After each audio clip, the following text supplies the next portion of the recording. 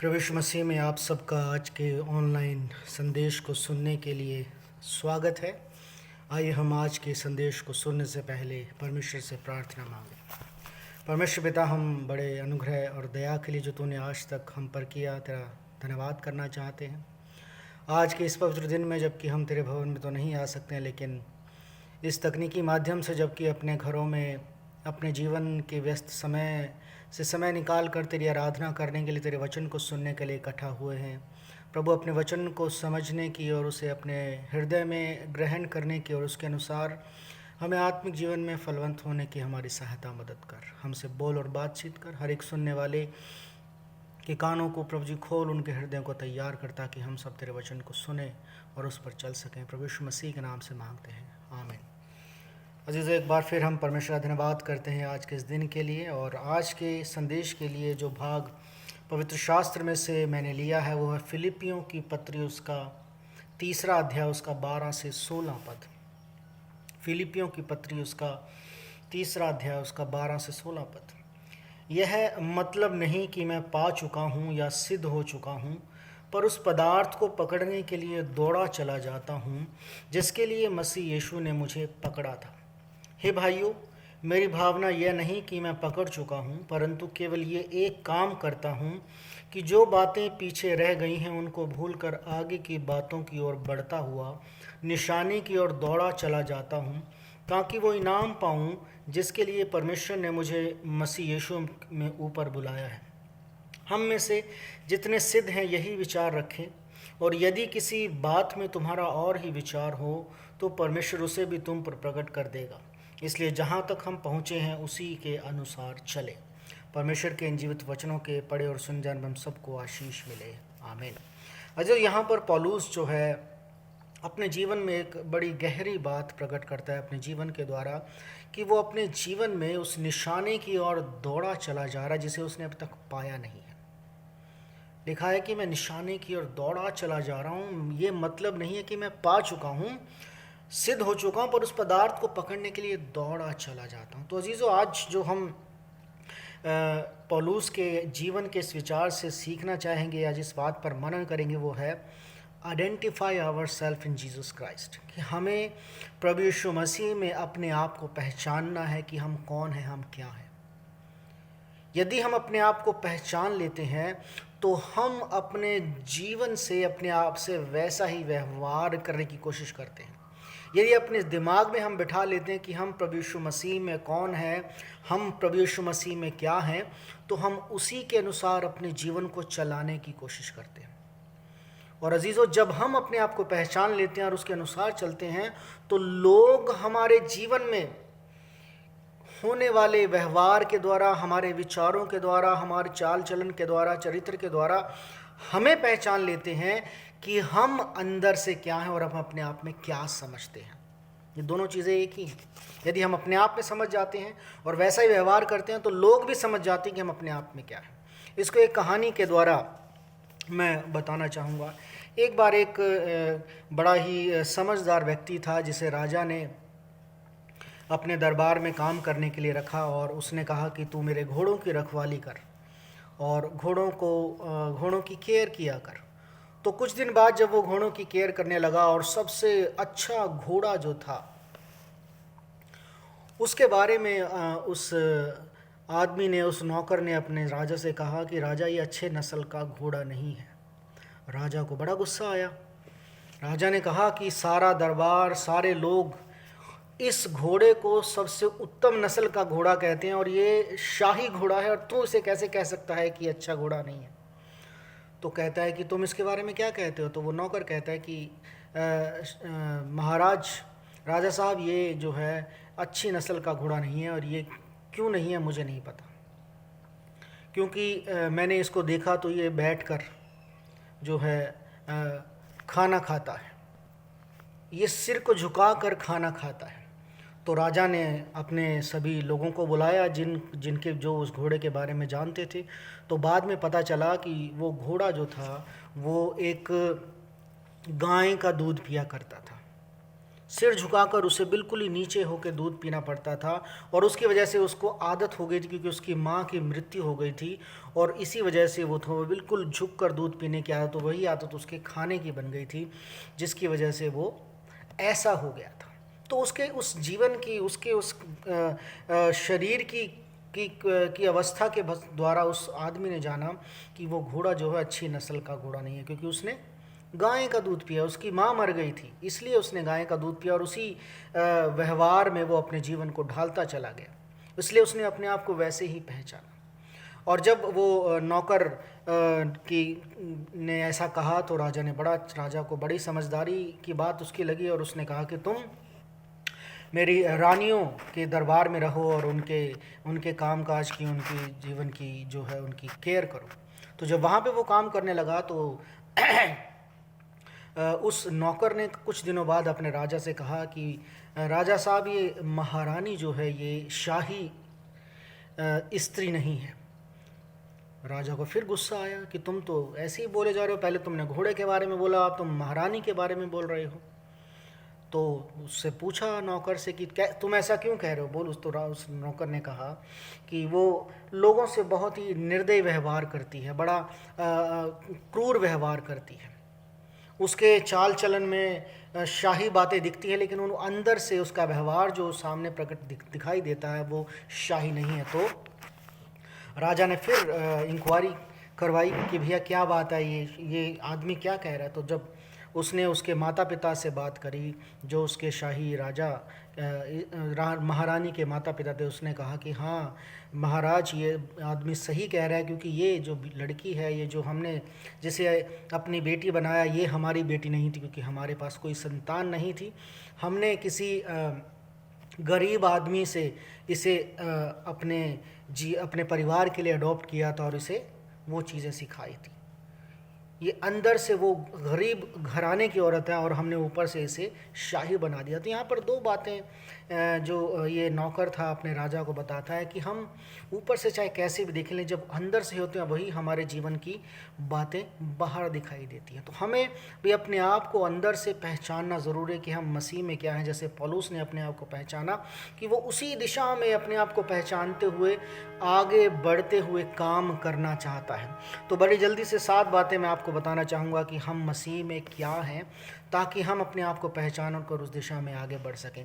पहली बात जो 1 कुरिन्थियों उसके 6 अध्याय के 20 पद में हम पाते हैं, लिखा है, क्योंकि तुम दाम देकर मोल लिए गए हो, इसलिए तुम अपनी देह के द्वारा परमेश्वर की महिमा करो। हम जो हैं वो प्रभु यीशु मसीह के लहू के द्वारा दाम देकर मोल लिए गए हैं। और वो दाम पता क्या है? पहला पत्रस उसका 1 अध्याय उसका 18-19 पद में लिखा है, क्योंकि तुम जानते हो कि तुम्हारा निकम्मा चाल चलन जो बाप दादों से चला आता है, उससे तुम्हारा छुटकारा चांदी सोने अर्थात नाशवान वस्तुओं के द्वारा नहीं, पर निर्दोष और निष्कलंक मेमने अर्थात मसीह के बहुमूल्य लहू के द्वारा हुआ है। तो जीजो, हम मसीही अपने आप को जाने कि हम जो हैं अपने लिए नहीं है, हमें प्रभु यीशु मसीह ने एक दाम देकर मोल लिया। वो क्या है? बहुमूल्य लहू, दाम देकर मोल लिया है।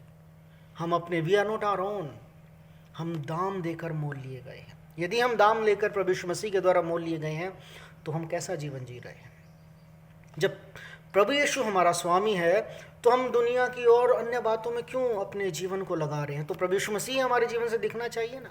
तो पहली बात हमें याद रखनी है कि हमें दाम देकर प्रभु यीशु मसीह के बहुमूल्य लहू से खरीदा गया है। फिर दूसरी बात है कि जब हमें प्रभु यीशु मसीह के बहुमूल्य लहू से खरीदा गया है, तो हम अपने जीवन को कैसे प्रकट करते हैं? मत्ती उसके 20 अध्याय उसके 28 पद में बड़ी खूबसूरती से लिखा है। मत्ती उसके 20 अध्याय उसके 28, यहाँ पर इस प्रकार से लिखा है, जैसे कि मनुष्य का पुत्र वो इसलिए नहीं आया कि उसकी सेवा टहल की जाए, परंतु इसलिए आया कि आप सेवा टहल करें और बहुतों की छुड़ौती के लिए प्राण दे। हमारे जीवन को बचाने के लिए प्रभु यीशु मसीह ने अपने प्राण दिए। हम अपने स्वयं के नहीं हैं, हमारे जीवन पर अपना अधिकार नहीं है, हम यीशु के लहू के द्वारा खरीदे गए हैं, और प्रभु यीशु मसीह ने हमें अपने प्राण देकर छुड़ाया है। हमें पाप के दासत्व से छुड़ाया, हमें पाप के अधिकार से छुड़ाया, हमें मृत्यु के अधिकार से छुड़ाया है। तो ये जब हम पर इतना बड़ा अनुग्रह हुआ है तो हमारा जीवन कैसा है, हमारा व्यवहार कैसा है, हमारा चरित्र कैसा है, लोग हमें पहचानते हैं। ये मत सोचें कि लोग हमें नहीं जानते। लिखा है जो मनुष्य के अंदर होता है वही बाहर आता है। और जैसी बातें हम करते हैं, जो हमारा व्यवहार होता है, वो बताता है कि हमने अपने आप को कैसे पहचाना है, हम मसीह यीशु में कौन है, क्या कुछ है भी कि नहीं है। दूसरी बात है कि जब प्रभु यीशु मसीह ने हमें प्राण देकर छुड़ाया है, अपने प्राण, बहुमूल्य प्राण देकर छुड़ाया है, तो हमारा जीवन मसीह के लिए क्या है। गलातियों उसके पहले अध्याय उसके 4 पद में, गलातियों की पत्री उसका पहला अध्याय उसका 4 पद कहता है, उसी ने अपने आप को हमारे पापों के लिए दे दिया ताकि हमारे परमेश्वर और पिता की इच्छा के अनुसार हमें इस वर्तमान बुरे संसार से छुड़ाए। तीसरी बात गलातियों उसके पहले अध्याय उसके 4 पद में जो हम पाते हैं वो है कि हमें इस वर्तमान बुरे संसार से छुड़ाया गया, हमें पापों से छुड़ाया गया है। पहला गलातियों की पत्री उसका पहला अध्याय उसका 4 पद, उसी ने अपने आप को हमारे पापों के लिए दे दिया ताकि हम पापों से छुड़ाए गए हैं। अजीजों, हमें पापों से छुड़ाया गया है। नहीं, तुम्हें पाप नहीं करना, तुम्हें मसीह के लिए जीना है, प्रभु यीशु मसीह ये कहता है हमसे। तो हम अपने जीवन को किस प्रकार से जी रहे हैं। जब हम पाप के लिए छुड़ाए जा चुके हैं, जो व्यक्ति अपने जीवन में ये समझ जाता है कि मुझे पाप से छुड़ाया गया है, कि मैं पाप ना करूं, तो मैं दोबारा पाप कैसे करूं, है ना। रोमियो की लिखा है ना कि क्या हम पाप करते नहीं कि हम अनुग्रह होता है। यदि हम पर अनुग्रह किया गया तो क्या हम पाप करते कि अनुग्रह होता रहे। लेकिन अनुग्रह की भी सीमा है, अनुग्रह का गलत फायदा नहीं उठाना है। पहला पत्रस 2 अध्याय के 24 पद में लिखा है, वह आप ही हमारे पापों को अपनी देह पर लिए क्रूस पर चढ़ गया, जिससे हम पापों के लिए मरकर धार्मिकता के लिए जीवन बिताएं, उसी के मार खाने से तुम चंगे हुए हो। जी, तो इतनी बड़ी कीमत हमारे लिए प्रभु यीशु मसीह ने चुकाई है, तो हमें अपने आप को पहचानना ज़रूरी है कि हम मसीह में क्या हैं। चौथी बात जो इब्रानियों उसके 10 अध्याय उसके 10 पद में हम पाते हैं, इब्रानियों की पत्री उसका 10 अध्याय उसका 10 पद यहाँ पर इस प्रकार से कहता है, इब्रानियों 10:10, उसी इच्छा से हम यीशु मसीह की देह के एक ही बार बलिदान चढ़ाए जाने के द्वारा पवित्र किए गए हैं। अजीजों, हम मसीह यीशु के द्वारा पवित्र किए गए हैं, उसके बलिदान चढ़ाए जाने के द्वारा, तो हम पवित्र हैं। यदि हम अपने आप को पवित्र मानते हैं तो बड़ी पवित्रता के साथ अपने जीवन को जीना चाहेंगे, कोशिश करेंगे। कुछ लोग कहेंगे कहाँ होता है पैसा, अभी संसार में बुरे लोगों के साथ रहना पड़ता है। लेकिन अजीजों, बुरे लोगों के साथ रहते हुए भी हम अपनी अच्छाई को, अपने आप को प्रकट कर सकते हैं, क्योंकि हम जानते हैं कि हम क्या हैं। यदि हम सच्चाई से अपने जीवन में ये जानते हैं, चाहे हमारे जीवन में आस पड़ोस कितनी बुराई क्यों ना होती रहे, हम मसीह के स्वभाव को अपने जीवन से प्रकट करेंगे, क्योंकि हम अपने अंतर मन में, अपने विवेक में ये जानेंगे कि हम मसीह में क्या हैं। तो चौथी बात यह है कि हम पवित्र किए गए हैं उसके बलिदान चढ़ाए जाने के द्वारा। पांचवी बात, दूसरा कुरिन्थियों 5:21 में लिखा है कि हम मसीह के द्वारा धर्मी ठहराए गए हैं। दूसरा कुरिन्थियों 5 अध्याय उसका 21 पद यहाँ पर इस प्रकार से कहता है, जो पाप से अज्ञात था उसी को उसने हमारे लिए पाप ठहराया कि हम उसमें होकर परमेश्वर की धार्मिकता बन जाएं। धर्मी ठहराए गए हैं, हमारे पापों का, हमारे जीवन का अकाउंट सेटल किया गया। They are righteous in Jesus Christ. जब परमेश्वर हमें देखता है तो वो हमें धर्मी देखता है, क्योंकि प्रभु यीशु मसीह का नाम हमारे जीवन में पाया जाता है। लेकिन क्या हम अपने आप को प्रभु यीशु मसीह में धर्मी देखते हैं? क्या हम ये जानते हैं कि हमारे अकाउंट को सेटल किया गया, हमारे पाप मिटा दिए गए हैं, हमें धर्मी ठहरा दिया गया है? नहीं, मैं धर्मी ठहराया गया हूँ। मैं बुरे काम करने के बारे में सोचूंगा, गलत काम करने के बारे में, बुरी योजना बनाने के बारे में सोचूंगा भी नहीं। लेकिन जो ये नहीं समझता कि मैं धर्मी ठहराया गया हूँ, वो अधर्म में जीता रहता है, वो अपने आप को पहचान नहीं पाता। अजीजों, हम प्रभु यीशु मसीह में धर्मी ठहराए गए हैं। पांचवी बात है कि हम प्रभु यीशु मसीह में धर्मी ठहराए गए। छठी बात, इफिसियों की पत्री उसका 2 अध्याय उसका 13 पद, इफिसियों की पत्री उसका 2 अध्याय उसका 13 पद यहाँ पर लिखा है, इफिसियों 2:13 में, पर अब मसीह यीशु में तुम जो पहले दूर थे, मसीह यीशु के लहू के द्वारा निकट लाए गए हो, क्योंकि वही हमारा मेल है जिसने दोनों को एक कर लिया और अलग करने वाली दीवार को ढा दिया। इफिसियों 2:13 नहीं है, ये इफिसियों 1:13 है। इफिसियों 1:13 में हम पाते हैं, और उसी ने तुम पर भी जब तुमने सत्य का वचन सुना जो तुम्हारे उद्धार का सुसमाचार है, और जिस पर तुमने विश्वास किया, प्रतिज्ञा किए पवित्र आत्मा की छाप लगी है। तो हम पर पवित्र आत्मा की छाप लगी है। पवित्र आत्मा की छाप लगी है कि हमें अनंत जीवन तक अपने आप को उस रास्ते पर चलाते हुए प्रभु यीशु मसीह से मिलना है। तो अजीजों, हमें यह भी पहचानना है कि हम पर पवित्र आत्मा की छाप लगी है। आखिरी बात जो पहला पत्र उसके 2 अध्याय उसके 9 पद में हम पढ़ते हैं, लिखा है कि पर तुम एक चुना हुआ वंश और राज पदधारी याजकों का समाज और पवित्र लोग और परमेश्वर की निज प्रजा हो, इसलिए कि जिसने तुम्हें अंधकार में से अपने अद्भुत ज्योति में बुलाया है, उसके गुण प्रकट करो। तो अजीजों, हम अपने आप को पहचान कर किस प्रकार से जी रहे हैं? क्या हमने अपने आप को मसीह में पहचाना भी है कि नहीं? या उस उड़ाऊ पुत्र के समान जो प्रभु ने हमें दिया, जो आशीषें दी, उसके अपने अनुसार जिए जा रहे हैं अपनी दुनिया में, अपने संसार में, अपनी इच्छाओं में, अपने पापों में। जब तक हम अपने आप को नहीं पहचानेंगे तब तक हम प्रभु यीशु मसीह के पास नहीं आएंगे, और जब प्रभु यीशु मसीह के पास आएंगे तब हम सच्चाई से पहचानेंगे कि मसीह में हम क्या हैं।